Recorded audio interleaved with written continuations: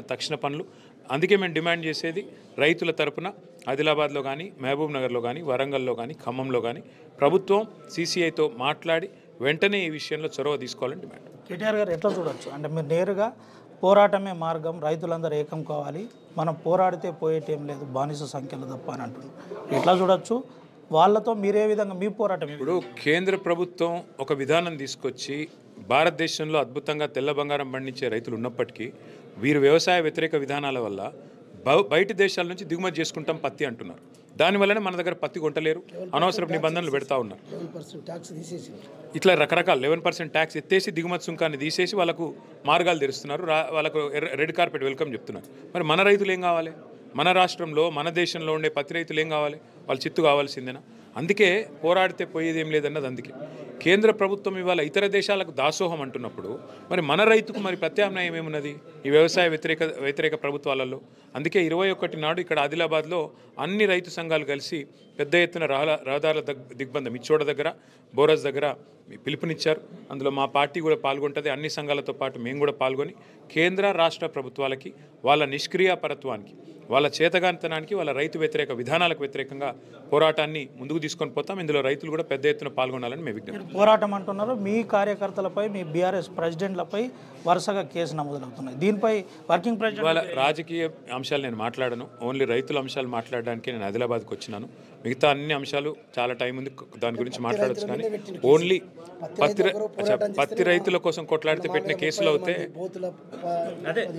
ఇది నాకు తెలియదు సార్, ఇది నాకు ఐడియా లేదు, ఇది నాకు ఐడియా లేదు.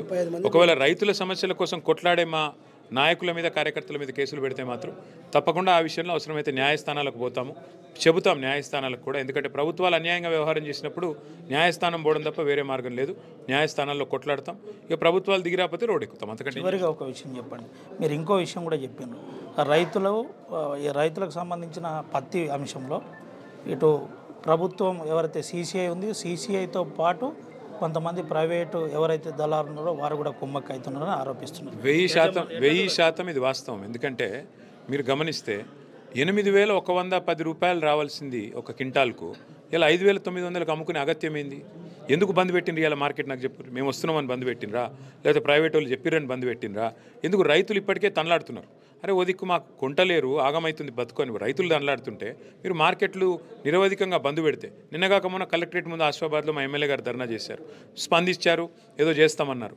మేము అడిగేది ప్రభుత్వాన్ని ఒకటే, మీరు నిజంగానే ప్రైవేట్ వాళ్ళతో కుమ్మక్కు కాకపోతే ఎందుకు ఈ కారణంగా అకారణంగా ఎందుకు మార్కెట్లు బంద్ పెట్టే పరిస్థితి వస్తుంది? సీసీఐతో ఎందుకు కోఆర్డినేషన్ చేసుకొని వెంటనే కొనుగోలు వేగిరం చేయరు? ప్రతి సంవత్సరం 5 లక్షల క్వింటాలు ఇప్పటికే అయిపోతున్నాయి, ఇప్పటికి 1,00,000 క్వింటాలు కూడా దాటలేదు అంటున్నారు.